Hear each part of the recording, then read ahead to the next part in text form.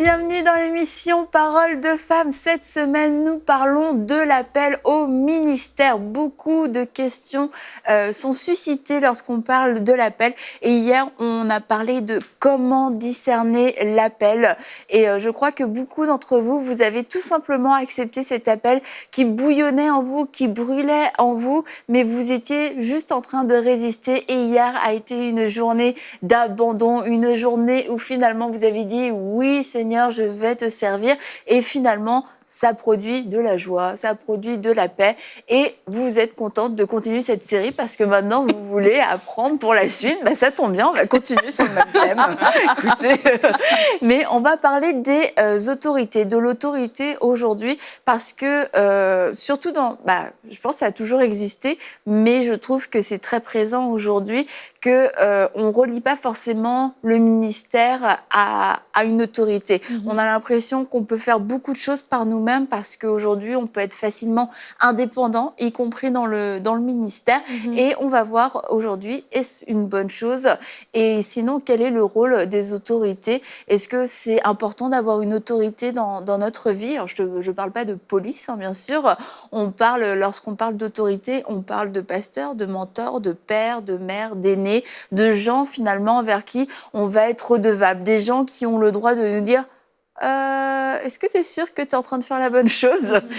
Comment est-ce qu'on a été établi dans le ministère? Est-ce que quelqu'un a pu prier pour nous? Est-ce qu'un ministère au-dessus, plus vieux, qui est lui-même reconnu, a pu nous reconnaître? Est-ce qu'il y a quelqu'un qui peut dire oui, lui, je te le recommande, ou alors les gens ne veulent pas nous recommander parce qu'on n'est pas recommandable.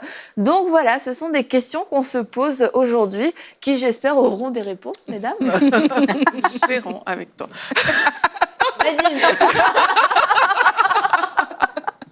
Non, mais l'autorité, c'est très important. Ça donne un cadre, comme tu dis, ça donne une légitimité, ça donne une recommandation, ça donne une crédibilité. Il ne faut pas avoir peur de l'autorité.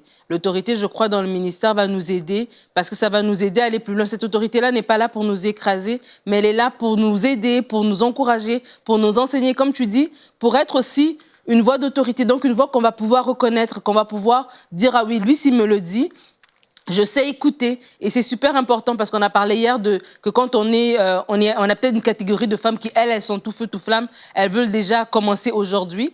Et c'est bien aussi d'avoir le zèle, mais un zèle qui n'est pas contrôlé, voilà. C'est un feu qui n'est pas contrôlé, va détruire une forêt, mais un feu qui est contrôlé va amener de la chaleur, va faire du bien. Donc, c'est tout simplement ça de nous-mêmes aussi, en tant que personnes qui veulent rentrer dans le ministère. Comment est-ce que je vois l'autorité? Si je la vois de la bonne manière, elle va être un outil, elle va être un ajout pour moi. Mais si je la vois de la mauvaise manière, ben c'est sûr que ça ne marchera pas. C'est ça, une autorité saine, selon la parole de Dieu. Voilà. C'est quelque chose, c'est quelqu'un, c'est un pasteur, des pasteurs qu'on doit respecter. La Bible nous dit d'honorer nos autorités et de les respecter. Et ceci dit, ces personnes-là ne sont pas là pour nous contrôler. Quand on parle de ça, on ne parle pas de contrôle, mais ces gens-là, il y a des gens... Dieu a signé des bergers sur nos vies selon l'ordre divin. Normalement, on devrait être dans l'ordre divin de Dieu, avoir un berger qui est sur notre vie. Et puis, cette personne-là va nous aider justement dans des moments comme ça pour discerner, pour nous aider, pour nous cadrer. Donc, je pense que c'est très important, justement, des fois, on a de la difficulté, on a parlé de patience hier, des fois, on a de la difficulté à être peut-être patient parce qu'on a vraiment hâte d'aller dans le ministère ou peut-être on a de la difficulté à discerner. Dans les deux cas, nos autorités vont nous aider aussi à nous aider un discernement, à avoir ce discernement aussi. On doit avoir notre propre relation avec Dieu, ceci dit. Mais des fois, on a des questions. Des fois, on a besoin de se faire rassurer. On a besoin d'avoir un feu vert ou d'avoir vraiment le OK de nos pasteurs. Et je pense que ces personnes-là sont assignées sur notre vie pour nous aider justement à discerner les saisons, discerner les temps. Et si tu me permets, je peux raconter rapidement un petit témoignage. Oui, vas-y. Il y a plusieurs années, au début de notre mariage, mon mari avait vraiment reçu dans son cœur qu'il devait démarrer... il avait reçu l'appel de Dieu pour une église. Et il s'est dit, lui, il était tout petit, il avait l'église dans sa remise et puis tout ça. Donc, forcément, c'est la vraie église nature, grandeur vraie, était pour venir. Donc, il dit, mais ça brûle vraiment dans mon cœur, mais je vais aller voir mon pasteur. Et le pasteur a dit, je sens pas que c'est le moment, mais si tu veux, je te relâche pour faire des réunions maison, tout ça. Puis mon mari a vraiment respecté ça. Il a dit non, pasteur, si tu sens pas que c'est le moment, vraiment, je respecte ce que tu dis. Et c'était vraiment très, très bien d'obéir à cette consigne. Parce que, ceci dit, il n'y avait pas de dictature ou c'est pas des ordres mal donnés, mais c'était qu'il y avait une saison qui venait devant nous. C'était la saison pour la formation dans le ministère de la télévision. On est allé dans l'Ouest canadien quelques mois après. Mon mari a dit non, je vais pas faire ça tout de suite. Et tout de suite après, une fois que mon mari a dit non, je vais attendre vraiment le bon temps, Dieu a ouvert les portes surnaturellement pour que nous soyons formés dans le ministère, dans un ministère à la télévision au Canada. Donc, c'était vraiment comme appointé de Dieu et nos autorités sont là pour une raison vraiment bien particulière et c'est bien d'en avoir déjà. Et tu parlais d'autorité saine. Et Oui. je pense qu'il faut vraiment faire le lien parce que y a eu des abus, Oui. il y a eu des erreurs, il y a eu des mauvaises expériences. Et du coup, quand on entend le mot autorité, ça... C'est parce que, non, moi, on m'a contrôlé, on m'a dit de ne pas faire ci, de ne pas faire ça, on m'a manipulé, on a même abusé. Abusé, il peut y avoir des abus physiques, c'est très grave, des abus financiers, des abus moraux. Et du coup, le mot autorité fait peur, mais on est vraiment en train de parler d'une autorité qui est saine, une autorité qui est biblique. Et d'ailleurs, on priera pour vous dans l'émission pour que vous puissiez guérir si c'est le cas, si vous avez vécu ce genre d'abus. On va prier pour vous à la fin de cette émission parce que c'est important de guérir. Sinon, on va se priver par réaction, par peur de ces conseils de sagesse. Et on voit dans le cas du conseil que ton mari avait reçu, c'est comme, je sens pas que c'est le temps, mais écoute, si tu veux faire des réunions, fais des réunions parce qu'on n'est pas dans une prison, on n'est pas dans une dictature, on n'est pas dans un... C'est ça. Non, je t'interdis de faire ça, mais parce que Pasteur Joël avait un cœur qui était déjà dans un T'es bien une attitude, disposé. une disposition de soumission, de respect et d'honneur. Ok, non, écoute, puisque mon autorité m'a dit ça, je vais pas me battre, je vais pas me rebeller. Et puis on voit comment Dieu a ouvert les portes. Mais c'est sûr que ça va dans les deux sens. Faut pas non plus une autorité qui est excessive, qui est malsaine. On peut pas demander et c'est pas ça qu'on est en train de dire. Si l'autorité est vraiment malsaine, on peut pas vous dire oui, soumettez-vous aveuglément à cette autorité. Notre première autorité, c'est Dieu et c'est sa parole. Donc, si une autorité marche de façon contraire à la parole de Dieu, on ne va pas pouvoir s'y soumettre parce que ça nous ferait désobéir à Dieu, tout simplement. Exactement. Par contre, il y a une attitude de cœur toujours à avoir lorsqu'on parle d'autorité. Parce que quand bien même l'autorité serait abusive, il y a une attitude de cœur. La Bible nous dit de nous soumettre à nos autorités, pas seulement lorsqu'elles sont gentilles, mais aussi lorsque ces personnes sont dures. Et la Bible nous demande de nous soumettre parce que c'est Dieu qui a instauré l'autorité, en fait. La Bible dit que toute autorité est déléguée de Dieu. Donc, quand on comprend que l'autorité est déléguée de Dieu, c'est Dieu qui instaure l'autorité. C'est pour ça qu'on a ce désir de se soumettre à l'autorité. Maintenant, se soumettre à l'autorité, là, on parle d'appel, on parle de ministère. Ça commence dans le cœur. Pourquoi je parle du cœur? Parce que quand bien même quelqu'un aura une autorité qui est difficile, quand tu as le bon cœur, tu sais aller devant Dieu avec ces choses-là. Tu sais dire à Dieu, Seigneur, c'est difficile, comment on fait? Et il y a beaucoup de gens qui ont gagné du temps et de situations qui ont été restaurées par rapport à l'appel de certaines personnes parce qu'elles ont fait cette étape. Si elles s'étaient juste arrêtées à l'attitude qu'elles pensaient percevoir de la personne qui était en face, mais elles auraient loupé quelque chose, en fait. Donc, parfois, c'est se soumettre à l'autorité, c'est ça aussi. C'est même quand ça semble ne pas être correct, c'est toujours de retourner vers Dieu. Et Dieu, qui est notre autorité suprême, il va nous donner... il va nous dire comment agir avec sagesse. Maintenant, les personnes qui sont rebelles, parfois, ne réalisent même pas qu'elles manifestent la rébellion parce qu'elles ont juste le désir d'entrer dans l'appel. Elles voient les personnes au-dessus qui sont en train de les refréner comme des barrières. Des obstacles. Voilà, des obstacles à l'appel. Mais à ces personnes-là, justement, c'est de réaliser que ce n'est pas des obstacles qu'on a devant soi, mais c'est des garde-fous que le Seigneur a mis sur notre chemin pour nous orienter. Parce que un ministère, ça veut dire que moi-même, je serai une autorité. Mais si je ne respecte pas une autorité, je ne serai jamais respectée dans mon ministère parce que c'est le fruit, ce sera la récolte de ce que j'ai semé, en fait. Et ça, c'est des choses qu'on doit comprendre aussi lorsqu'on veut entrer dans le ministère. Et je veux juste rajouter que ce que Aurélie dit, moi, je sens par rapport à des gens, comme parce qu'on parle à des femmes qui tapent le ministère, et peut-être vous êtes dans une église qui ne reconnaît même pas le ministère de la femme, et vous avez peut-être envie d'avoir justement cette réaction de rébellion, en fait, mais qui est basée sur votre désir de faire. Et vraiment, tout ce qu'Aurélie vient de dire s'applique à vous, en fait. Et on voit, je voudrais... merci Nadine, c'est vraiment important, ça sera à la disposition de cœur.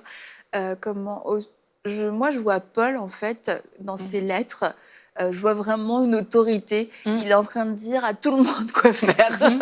C'est vrai. Il est en train de dire à tout le monde quoi faire, mais parce que c'est le principe de Dieu, tout simplement. C'est comme ça que Dieu fonctionne. Et on le retrouve tout au long de la parole.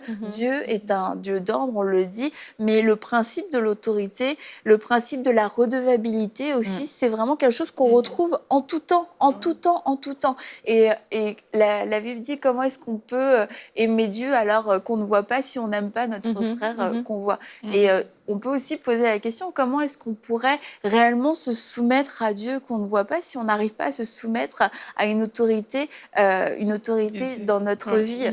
Et souvent, on va dire, non, je ne peux pas me soumettre aux autorités, je ne peux pas attendre qu'une autorité me reconnaisse pour entrer dans le ministère parce que je l'appelle pour Dieu brûle trop et c'est le temps du ministère.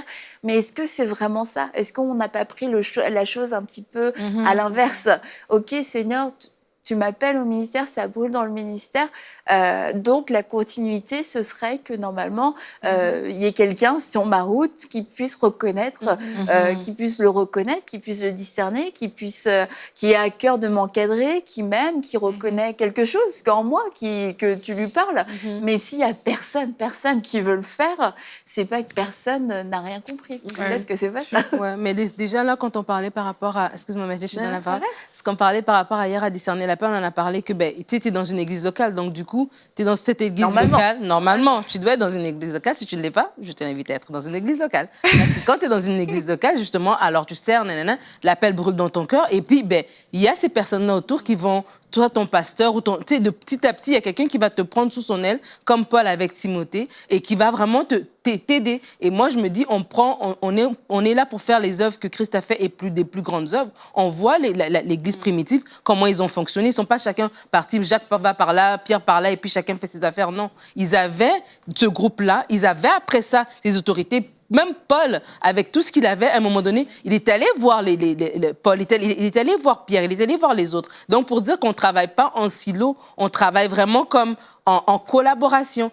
Et tu peux être appelé peut-être dans un ministère qui est complètement différent de ton église locale, peut-être un ministère missionnaire, peut-être un ministère d'évangélisation qui n'a rien à voir avec ton église locale, mais n'empêche, ça ne t'empêche pas d'être redevable par rapport à ton pasteur. Peut-être ton pasteur n'a aucune idée de la façon dont tu dois fonctionner au jour le jour, quotidiennement dans ce ministère-là, mais n'empêche que sa voix, elle est reconnue. Et tu en as besoin. Et je crois que c'est vraiment une erreur. Et on se prive à long terme. J'ai vu des gens qui avaient vraiment quelque chose de bien, de vraiment bien. Mais parce qu'ils ils ont manqué reconnaître l'autorité dans leur église, dans leur vie, ils se sont perdus à un moment donné. Au début, ils avaient l'impression d'aller quelque part, mais à un moment donné, ils se sont perdus. Et vraiment...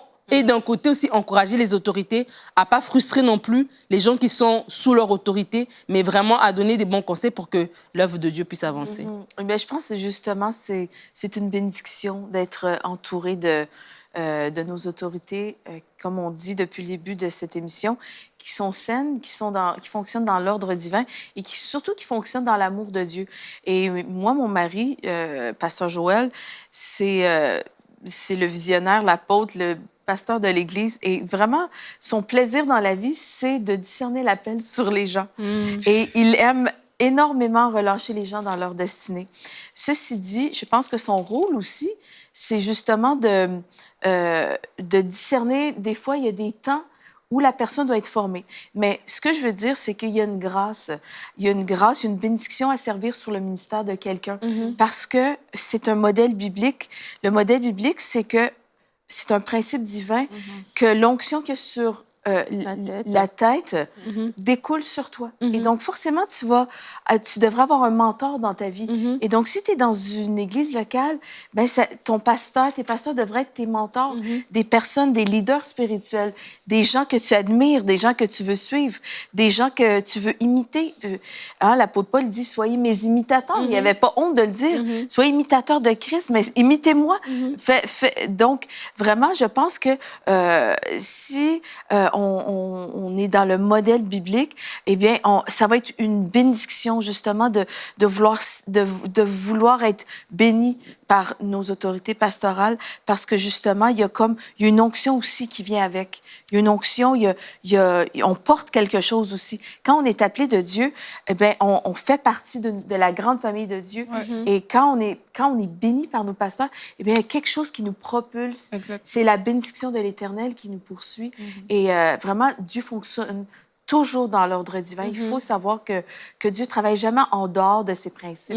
Donc ça, c'est une chose vraiment très importante. C'est une couverture spirituelle aussi. Et moi, je veux parler peut-être aux personnes rebelles. Mais le but n'est pas de... C'est pour encourager, en fait.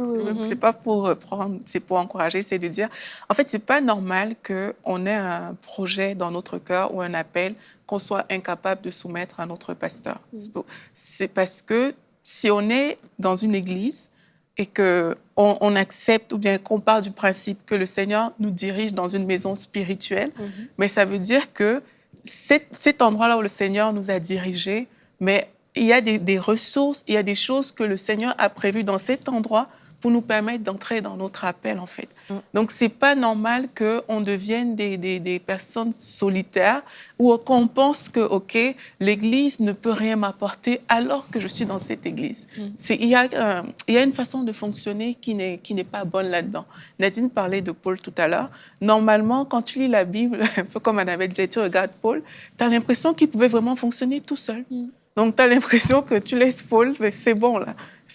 Mais il a fallu qu'il revienne auprès des disciples. Il a fallu qu'il se forme avec les disciples, qu'il serve. Et là, Dieu a dit, mettez-moi à part Paul, Barnabas et tout ça. Mais il a vraiment fallu qu'il se soumette à des autorités, en fait, pour même être relâché dans son ministère. Mais là, si tu refuses de te soumettre à l'autorité, même juste être relâché pour pouvoir faire l'œuvre à laquelle Dieu t'a appelé, en fait, tu ne seras pas relâché.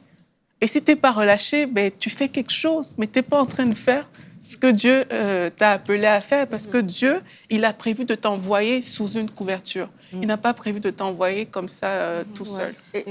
Vas-y. Et je voulais juste dire aussi que c'est pour ça que c'est important d'avoir cette disposition de cœur où je choisis mon église locale, parce que je me sens appelée à cette église et non par calcul que j'ai envie de faire un grand ministère et donc je vais aller à la grande église. Et c'est comme ça que quand on choisit par calcul, après, on ne sait pas se soumettre, on ne sait pas reconnaître la voix de notre berger, mais notre pasteur est notre berger. Et c'est important ça, c'est parce que des fois, on peut être dans une église où on a l'impression, et peut-être qu'on peut aussi avoir un très grand ministère, et notre église, c'est une petite église où notre pasteur, c'est un monsieur tout simple. Mais parce qu'il est mon berger, automatiquement, il y a une grâce qui vient, qui découle quand je suis sous son autorité. Et c'est vraiment important parce que des fois, l'ennemi vient pour dérober, égorger et détruire. Et autant que Dieu nous a mis un appel, l'ennemi voit cet appel-là. Et la façon dont l'ennemi vole l'appel des gens, c'est dans la rébellion. L'ennemi vole l'appel des gens parce que les gens vont se mettre sous quelqu'un en se disant, mais attends, qu'est-ce qu'il a à me dire? D'ailleurs, je sais ci, je sais ça, je sais ça.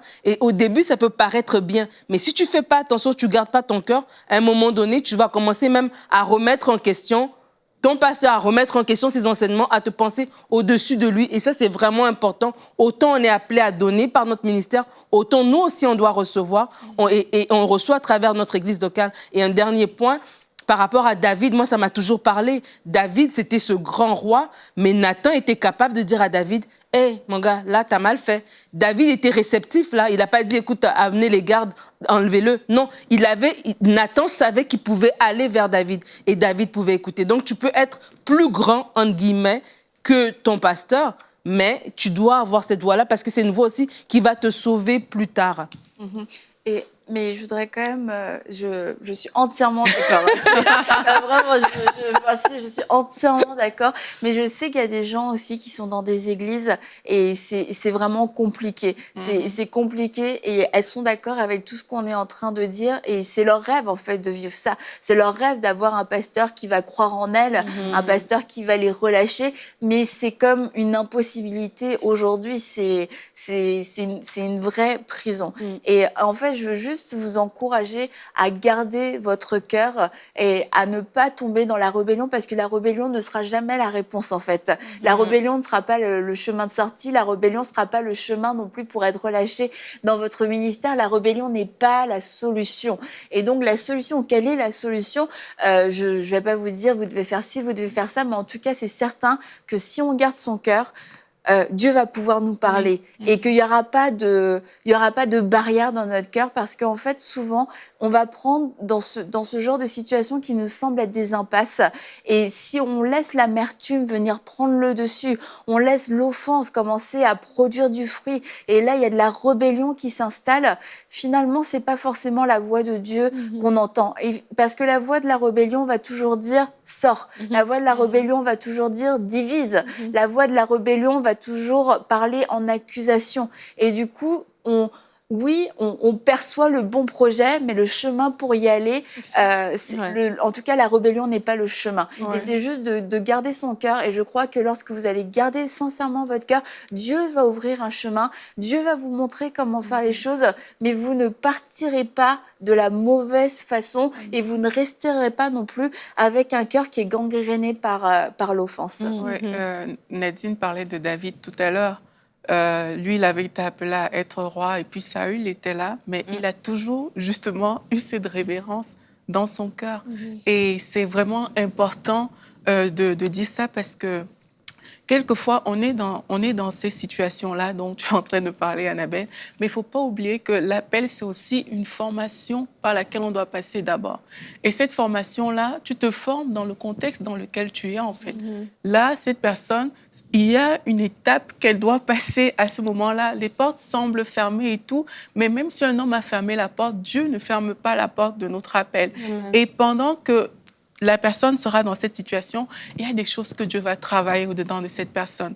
Face à l'adversité que cette personne rencontre dans son église, il y a des choses que le Seigneur va travailler en elle.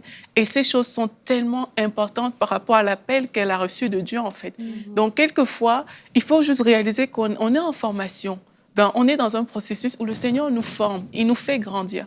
Et pour répondre à l'appel, si on a confiance à Dieu, on sait que, Seigneur, tu m'as appelé. Et Dieu, comme Annabelle, tu as dit dans l'émission précédente, il ne se répand pas de ses dons ni de son appel. Il nous a appelés. Et parce que tu m'as appelé, Seigneur, je crois que tu me ferais le chemin. Et là, je vois de l'adversité et je crois qu'il y a quelque chose que tu peux m'enseigner dans cette situation qui me permettra de répondre à cet appel demain. Donc, c'est aussi cette attitude qu'on doit avoir. Parfois, on cherche à fuir. Mais quelquefois, là, il faut s'arrêter et dire, Seigneur, qu'est-ce que tu veux m'apprendre dans la situation par laquelle je suis en train de passer aujourd'hui? Non, c'est justement ce dont vous parlez, les filles, c'est vraiment un test du cœur. Parce que quand Dieu appelle, Dieu ne se repent pas. Et Dieu connaît la situation dans laquelle vous vous trouvez en ce moment. Dieu connaît la situation, mais c'est un test du cœur justement parce que l'appel, c'est tellement il faut tellement vraiment comme avoir le cœur de Christ. Si on est pour parler à des gens, si on est pour influencer des gens, il faut avoir le cœur de Jésus, il faut avoir le cœur de Dieu, il faut avoir la pensée de Christ. Et donc, justement, comme tu dis, Annabelle, je veux vraiment renchérir que l'appel, Dieu ne nous lance jamais dans la rébellion. Dieu ne nous lance jamais dans le ministère avec un cœur offensé, avec un cœur blessé, avec un cœur meurtri, parce que cœur blessé va blesser. Et donc, on préfère des ravages. Et je pense que des fois, le temps d'attente ou le temps de frustration ou ce qui nous semble des empêchements, c'est vraiment un test pour... Dieu va éprouver notre... des fois, on a besoin d'être épuré dans notre caractère. Et vraiment, il faut marcher dans l'amour, dans toutes ces choses-là. Il faut apprendre à marcher dans l'amour, il faut apprendre à marcher dans une belle disposition de cœur. Et je crois vraiment que si on est patient, et si on sait des fois, il faut juste se taire. Et il faut juste se taire. Et quand l'appel de Dieu est là, Dieu, au moment voulu, va vraiment enlever tous les obstacles devant nous, mais il faut savoir demeurer patient, demeurer dans une paix profonde et vraiment avec le cœur de Jésus. Et comme j'ai dit, on va prier. Tu voulais ajouter quelque chose, Nadine? Non, juste pour rapport à tout ça, pour dire que c'est important de même dans nos paroles, en fait, de verbaliser les promesses de Dieu, de verbaliser qu'est-ce que, Seigneur, tu m'as appelé. Seigneur, voici ce que tu as pour moi. Je te fais confiance. Parce que des fois aussi, quand on est entouré de toute cette adversité, peut-être notre langage va être un langage de plainte, de murmure, et tout ça, ça va juste nourrir encore. Mais je vous assure qu'il y a une faveur. Le jour que Dieu va dire, OK, aujourd'hui, c'est ton go, ils vont même pas reconnaître toi ce que Dieu va t'amener. Donc, accroche-toi au Seigneur. Ne laisse pas l'amertume rentrer dans ton cœur. Continue à honorer et le Seigneur va t'élever. Et si vous êtes reconnu dans tout ce qu'on vient de dire et que vous êtes en train de passer par ce test du cœur dont Mathilde parlait, on veut prier pour vous et on va prier tout de suite pour vous. D'ailleurs, je prie pour toutes ces femmes qui sont dans ces temps d'attente, quelquefois ces temps de frustration. Je prie vraiment qu'elles puissent garder leur cœur, que leur cœur soit gardé de l'offense, que leur cœur soit gardé de la rébellion. Et je prie pour celles qui ont déjà laissé une brèche à l'offense ou à la rébellion. Je prie, Saint-Esprit, que tu viennes éclairer cette situation maintenant, que tu viennes éclairer ces choses et que tu viennes faire remonter ces choses afin qu'ils puissent avoir une repentance, afin qu'ils puissent avoir une restauration, qu'ils puissent avoir une guérison, une guérison. Oui, nous prions maintenant afin que vous puissiez être guéris. Je prie pour toutes celles qui ont vécu des abus spirituels. Je prie afin que l'amour de Dieu puisse venir vous guérir, que la parole de Dieu, la parole qui est vivante puisse venir vous guérir, qu'elle vienne vous guérir, que les mauvaises expériences ne soient pas votre doctrine, mais que l'autorité suprême de votre vie puisse rester la parole de Dieu.